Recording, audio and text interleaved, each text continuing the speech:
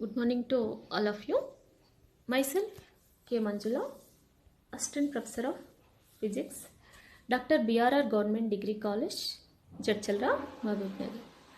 In this today's class, let us discuss about low temperatures. That is, low temperature physics. What are low temperatures? That is the already we have some concept about the lowest temperature. What is the lowest temperature? That is, the lowest temperatures have the range between minus 273 degrees centigrade to 0 degrees centigrade. This is the range of lowest temperature. So, the part of physics which deals with the temperatures in between minus 273 degrees centigrade to 0 degrees centigrade is known as a cryogenics. So, this is in this chapter, the concept of this chapter is in this chapter we deal with the production of low and very low temperatures. There are so many methods to produce this low temperature, but in this chapter we'll discuss only some important methods. Those are, that is, by using Joule-Thomson cooling, how we get low temperatures, and similarly adiabatic demagnetization of paramagnetic salt and refrigeration. These are the methods we are going to discuss.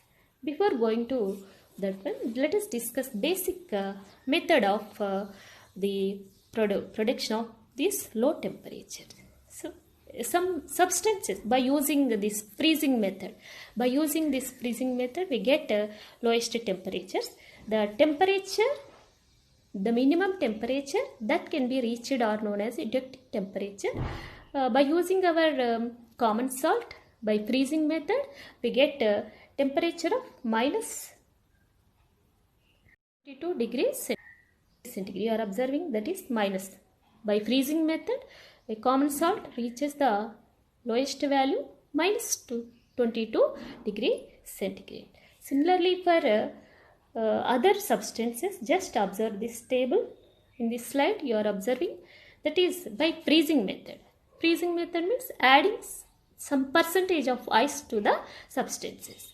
That is magnesium sulfate. By adding 19% of ice, we get the lowest temperature as minus 3.9 degrees centigrade. Similarly, other substances also, these are the eutectic temperatures of these substances by freezing method. That is zinc sulfide. We get minus 7.8. Here we get minus 7.8 degrees centigrade. Similarly, for ammonium chloride, that is 15.8 degrees centigrade. Sodium chloride 22 degrees centigrade. For potassium chloride, we get minus 33.6 degrees centigrade. Like this, different substances have different lowest temperatures by freezing methods.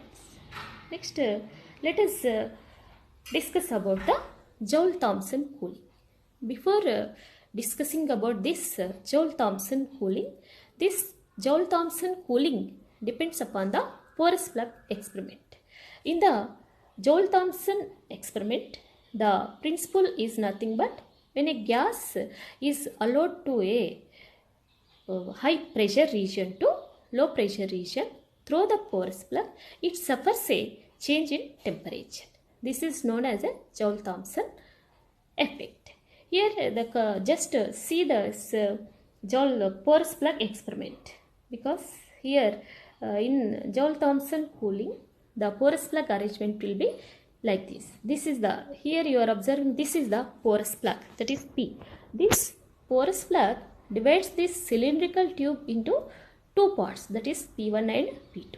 Again, this lower part, the lower end of the tube, this one, is connected to a pump along the cylinders, along a spiral tube. This is the spiral tube. So, this is the arrangement of this porous plug. Similarly, and the porous plug and upper part of tubes are thermally insulated from bath P. This is bath.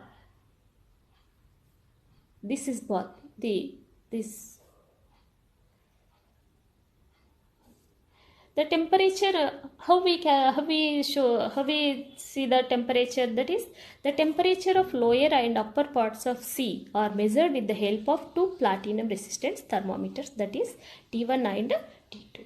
Next, let us see how the experimental process. So the gas which we have to cool, that means the gas under investigation is first compressed with the help of compression pump. Next, the raise in temperature. Due to the compression, what happened? The temperature may raise. This raise in temperature of gas due to compression is compensated by the water bath. That is the main purpose of the arrangement of this water bath B.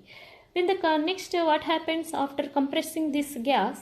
Then when the compressed gas at constant high pressure, that P1 passes through the porous plug. Here porous plug is nothing but a system which have some tiny holes. That is, this porous throttles the gas. Sometimes this method is also known as a throttling process. So here the pressure of the incoming gas, that is the pressure of the incoming gas P1 is measured by the manometer, and while the pressure of the outgoing gas P2 is equal to the atmospheric pressure. This is the measurement of the pressures. Next, what are the results we observe from this Joule porous plug experiment? Here all gases passed through this porous plug suffers a change in temperature, and mainly the change in temperature is directly proportional to the pressure difference. See the first one. This is all gases when passed through the porous plug suffers a change in temperature. Again, this change in temperature is directly proportional to the pressure difference, that is P1 minus P2. At ordinary temperatures, all gases except helium and hydrogen suffers a fall in temperature, that means shows a cooling effect, whereas the hydrogen and helium suffers a slight rise in temperature, they show, that is heating effect.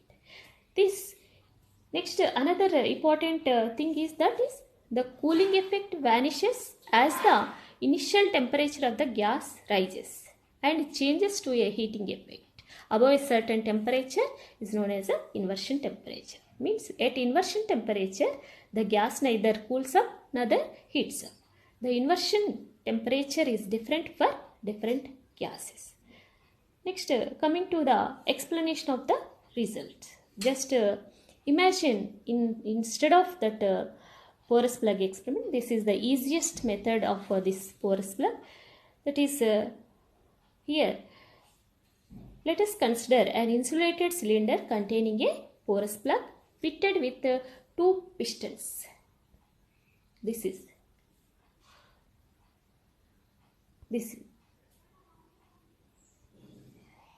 one. These are the two pistons. That is. Next.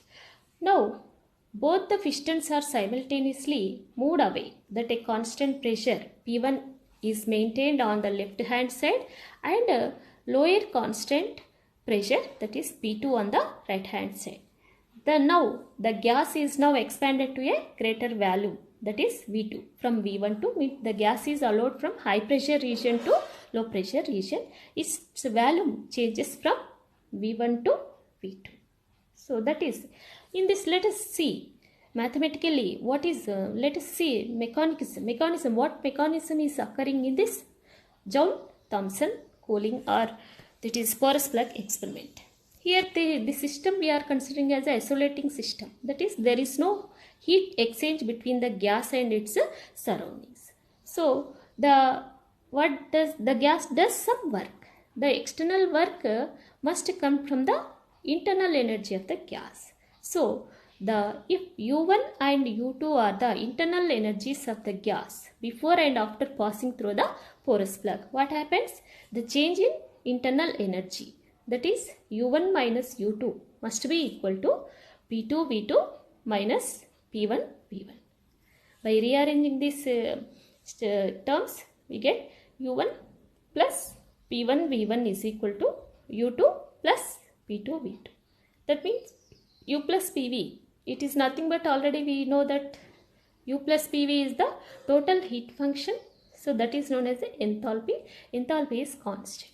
That is, in Joule-Thomson cooling method or porous plug experiment, the enthalpy of system is constant. Now let us derive the Joule-Thomson coefficient of Joule-Thomson cooling equation. Suppose say already we observed this porous plug experiment, we are deriving the equation part. That is, suppose the piston 1 forces slowly 1 gram molecule of gas through a porous plug at a constant pressure P1, and escaping a gas pushes back the piston to a subject to a smaller constant pressure P2. That is, similarly the volume changes from V1 to V2. Here two types of works. In the first part of the system, just see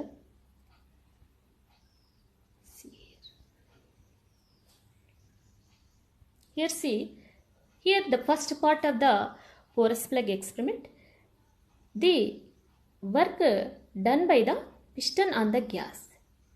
Here the second part, the work done by the gas on the system. So for that purpose we are calculating the works in two cases, first part and second part. See the work here. Then the external work done on the gas by piston is equal to, it is P1 V1.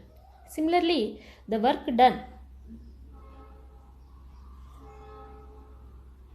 here, this one. Similarly the work done by the gas against the piston 2 is P2 V2. So the net work can be calculated as P2 V2 minus P1 V1. Here one thing remember, that is, here we just calculated the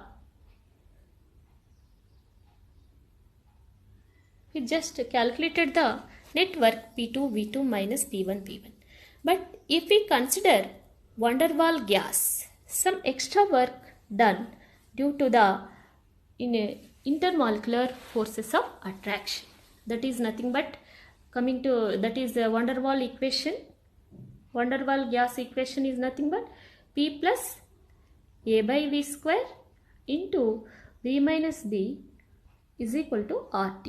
Here an additional pressure, that is A by V square. So we are calculating that extra work due to, that is, intermolecular forces of attraction. So the internal work done against the molecular attraction will be, that is, integration V1 to V2 A by V square dV is equal to, by calculating this integration we get A by V1 minus A by V2.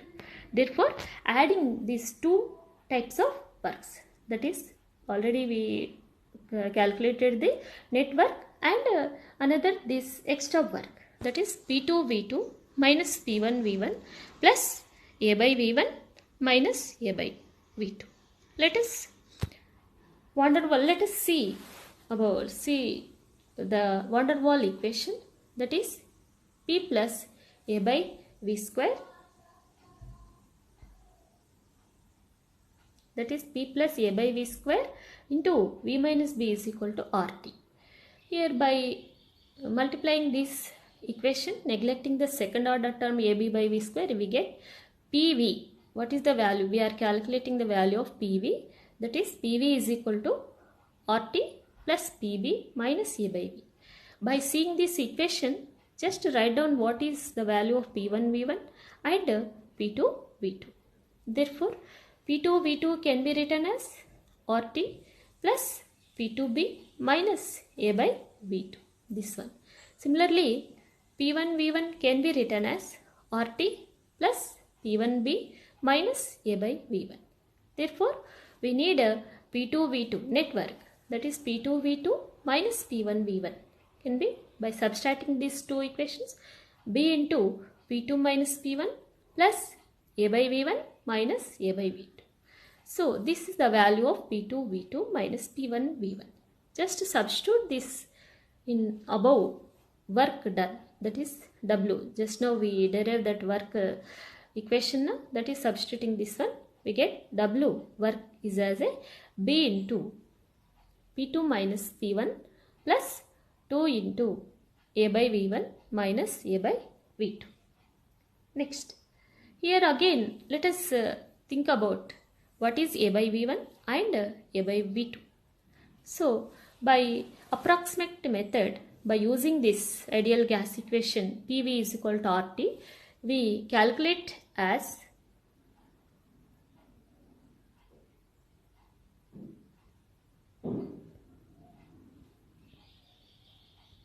A by V1 as AP1 by RT.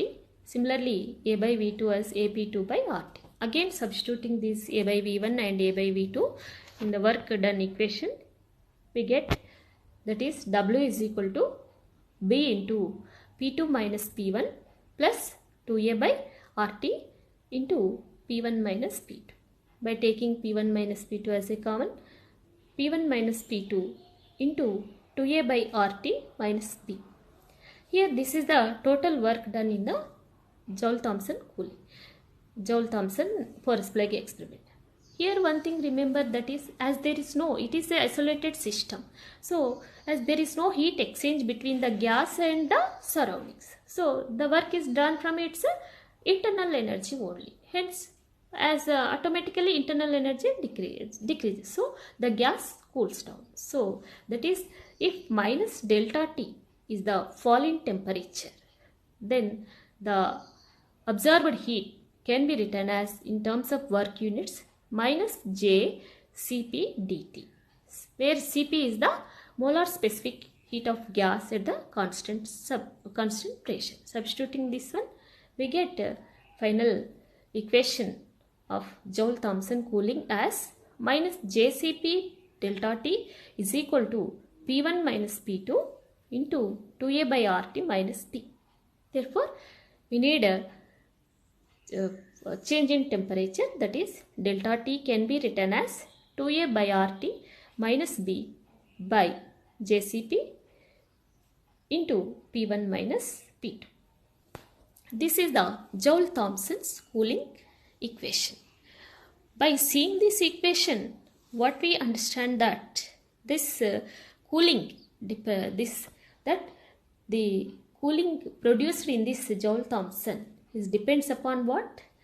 Directly proportional to the pressure difference. See, you are observing here, that is pressure. Delta T is directly proportional to the pressure difference.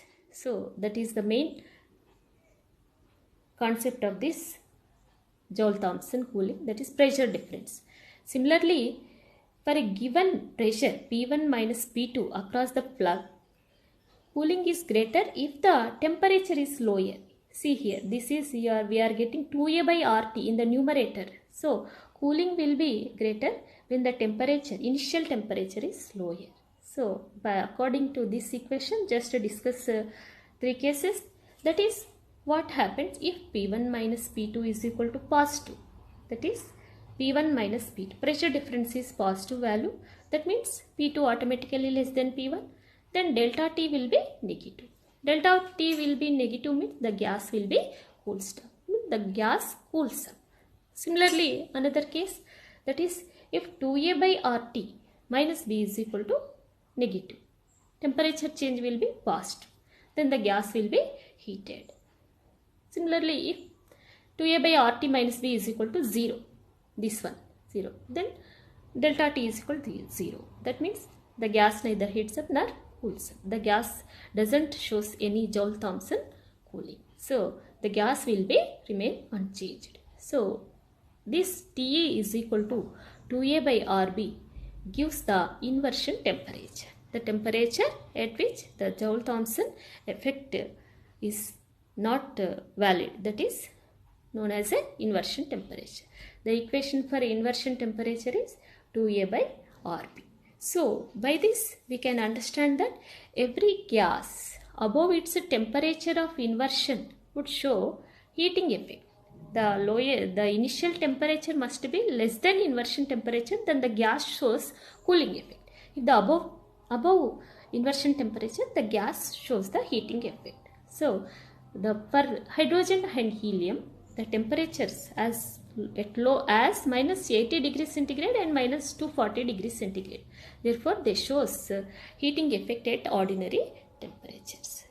And another relation just we derived, that is for the temperature of inversion, we know that Ti is equal to 2A by RB. 2A by RB.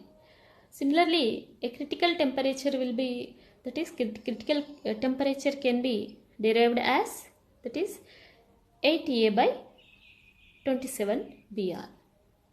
Therefore, Ti by Tc is equal to 2A. By dividing these two equations, we get 27 by 4. So that is, this is the relation between inversion temperature and the critical temperature. So this is about the Joule-Thomson cooling. So just recall this class once again. That is, there are so many methods to produce low temperatures. The part of physics which deals with the temperatures ranges from minus 273 degrees centigrade to 0 degrees centigrade is known as a cryogenics. So there are various methods to produce low temperature. One simple method is freezing method. By freezing method, by using common salt, we reached a lowest temperature as minus 22 degrees centigrade. The lowest temperatures reached are known as eutectic temperature. By freezing method, this table shows the lowest temperatures of different substances. See here, our common salt, that is sodium. By using this sodium chloride, we get minus 22 degrees centigrade. Before going to in this chapter, we will discuss only the important cooling methods, that is Joule-Thomson cooling, adiabatic demagnetization and refrigeration. Coming to the Joule-Thomson cooling, this Joule-Thomson cooling experiment mainly depends upon the porous plug. So this is the experimental arrangement of this porous plug experiment. Only the principle is, when the gas is allowed to pass through a porous plug from high constant pressure to low constant pressure, it suffers a change in temperature. This is known as a Joule-Thomson effect and a porous plug freeze. Porous plug is allowed to gas to long drawn. So sometimes this method is also known as a throttling process. In this Joule-Thomson, in this porous plug experiment, enthalpy, the total enthalpy of the system is constant because it is an isolated system. The internal the work done, total work done is taken from its internal energy. So the total enthalpy, that is U plus PV, is equal to constant. Coming to the Joule-Thomson cooling, what is the total work done in the porous plug experiment? That is P2 V2 minus P1 V1. But we are calculating by considering van der Waals equation, the extra work which is done against to the intermolecular forces of attraction. That is, according to van der Waals equation, integration V1 to V2 A by V square dV. That is A by V1 minus A by V2. Adding up these two types of work, we get the total work done by the gas is equal to P2 V2 minus P1 V1 plus A by V1 minus A by V2. After calculating this work, just consider again this van der Waals equations. We are calculating what is P2 V2 and P1 P1 and what is A by V1 and what is A by V2. These four terms we are finding, and after that we are substituting, we get our needed equation. That is P plus A by V square V minus V is equal to RT. By calculating PV, we get PV is equal to RT plus PV minus A by V. By seeing this equation, P2 V2, what is the value of P2 V2 and P1 V1. Therefore, P2 V2 minus P1 V1 is equal to B into P2 minus P1 plus A by V1 minus A by V2. Substituting this P2 V2 minus P1 V1 in our work equation, we get final equation as W is B into P2 minus P1 plus 2 by A by V1 A minus A by V2. Here what are the values of this A by V1 and A by V2? By considering this, because these are the smaller quantities, again we consider this gas equation only simply. PV is equal to RT. By seeing this equation, 1 by V is equal to 1 by RT. A by V is equal to P by RT. Therefore, A by V1 is equal to, we can write AP1 by RT, and A by V2 also AP2 by RT. Substitute these equations in our work equation. We get B into P2 minus P1 plus 2A by RT into P1 minus P. By taking P1 minus P2 as a common, 2A by RT minus B. Here this is the work equation. Here we are considering this, our system is isolating. The total, to do this work, the energy is supplied from the internal energy of the gas. So its internal, due to the absorb of internal energy, its temperature decreases. So if minus delta T is the fall in temperature, then absorbed heat can be written as minus Cp dt in heat units. Coming to in work units, we can, by placing J as a joule constant, that is JCP delta T. Here Cp is nothing but a specific heat at a constant temperature, and final Joule-Thomson cooling equation, that is J minus JCP delta T is equal to P1 minus P2 into 2A by RT minus P. Finally, the change in temperature delta T is equal to 2A by RT minus B by JCP into P1 minus P2. This is the Joule-Thomson cooling equation. By seeing this equation, this cooling is mainly depends upon the pressure difference, that is P1 minus P2. That is, if pressure difference is more, the cooling is also more. So similarly, another thing, if the initial temperature is very low, then the higher the cooling effect. That is, for a given pressure P1 minus P2 across the plug, cooling is greater if the initial temperature is lower. This is about Joule-Thomson. Considering some cases, that is, if P1 minus P2 is equal to positive, then the gas will be cooled. Similarly, if the 2A by RT minus B make negative, the gas will be cooled, heated. If the Joule-Thomson effect is 0, that means T must be equal to 2A by RB. That is, the gas doesn't show any JT effect. That is, T is equal to 2A by RB. This is known as the inversion temperature. So one thing you have to remember, that is, if the initial temperature is less than the inversion temperature, then the gas will cool up. If the initial temperature is above the inversion temperature, the gas will heats up. That's what the hydrogen and helium heats up at ordinary temperatures. This is some other relation, that is between inversion temperature and the critical temperature. This is about.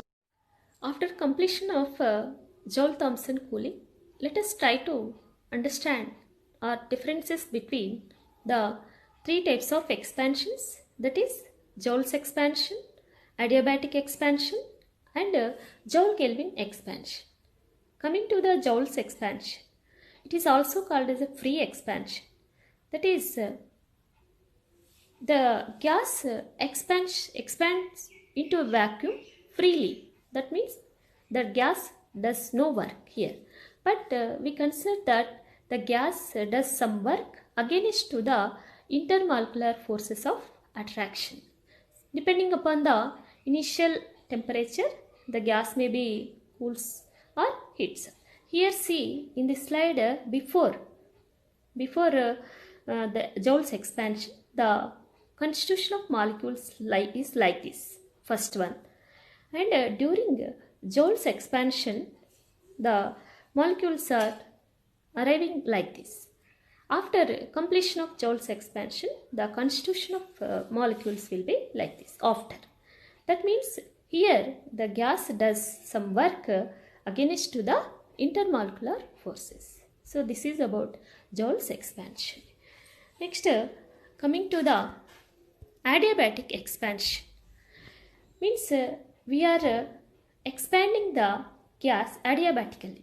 That means the adiabatically already compressed gas is suddenly released to atmospheric pressure. Then what happens? The gas has to do some work against to the atmospheric pressure. To do this work, the energy is absorbed by the gas from its own internal energy because it is a quick process. As it is a fast process, there is no heat transfer takes place between these surroundings and the gas. For that purpose, the gas uses its own internal energy to do external work against to the atmospheric pressure. Automatically, the gas cools down. That is the adiabatic expansion. Next, Joule-Kelvin expansion. It is a well-known expansion. We already discussed it. The gas is allowed to pass through the porous plug from high pressure region to low pressure region. Automatically, the temperature of the gas changes depending upon the initial temperature. Here the difference is between the adiabatic and here the Joule-Kelvin is that in this Joule-Kelvin expansion, the work is done by the gas and work is done on the gas. Two types of works. So this is the difference. So depending upon the initial temperature of the gas, there may be cooling effect or heating effect. These are the three types of expansions.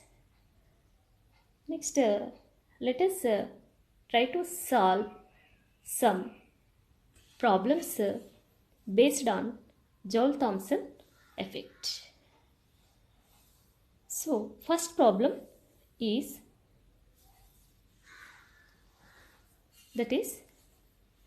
calculate the change in temperature when carbon dioxide gas suffers Joule-Thomson expansion at 27 degrees centigrade. The pressure on the gas, two sides of the porous wall are, it is given as 50 atmospheres and 1 atmosphere, that is P1 and P2. To do this problem, the given data is A, constant value A is given as 0.363 Newton meter to the power 4 by mole square.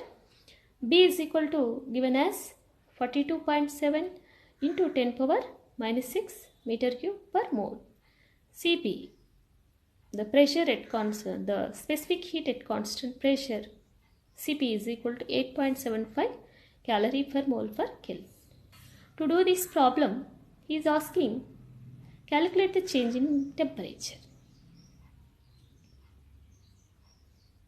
That is, calculate the change in temperature means according to Joule-Thomson cooling, the delta T is equal to formula minus P1 minus P2 by JCP 2A by RT minus P.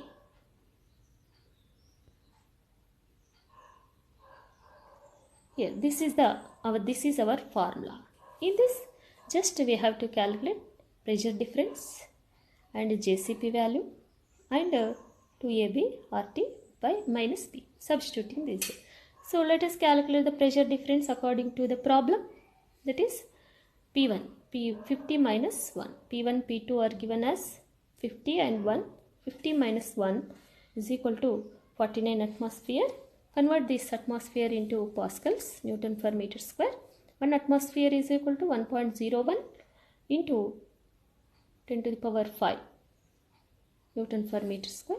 That is, after calculating, 49.5 into 10 power 5 Newton per meter square. Similarly, JCP, J into Cp, joules equivalent, that is 4.18 joules constant, 4.18 into specific heat is given as 8.75, calculating 36.6 joule per mole per Kelvin. If I calculate 2A by RT also, 2 into 0.363, R value 8.31 into RT 300 Kelvin, we get it as 291 into 10 power minus 6 meter cube per mole. Substituting these all values in this equation, we get the answer like, that is minus 33.54 Kelvin. This is the change in temperature. If we convert this into centigrade, minus 273, sorry, plus 273, 33.54. This is minus 33.54 is in Kelvin. So this is the solution of this problem. Next, another problem, that is calculate the temperature of inversion of helium gas. For this problem, the data is constant A is equal to 3.44 into 10 to the power minus 3 Newton meter to the power 4 by mole square. B is equal to 0.0237 into 10 power minus 3 meter cube per mole. And gas constant, capital R, is given as 8.31 joules per mole Kelvin. He is asking in this problem temperature of inverse. Temperature of inverse formula is nothing but 2A by BR. Simply, the temperature at which the Joule-Thomson effect will be 0. That is called as the temperature of inversion. That is 2 into, substituting the values, 3.44 into 10 power minus 3 by B value 0.0237 into 10 power minus 3 into capital R.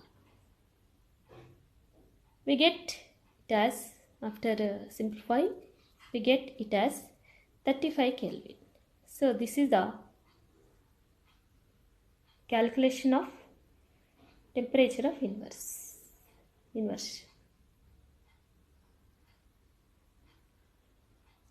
Just here in this problem,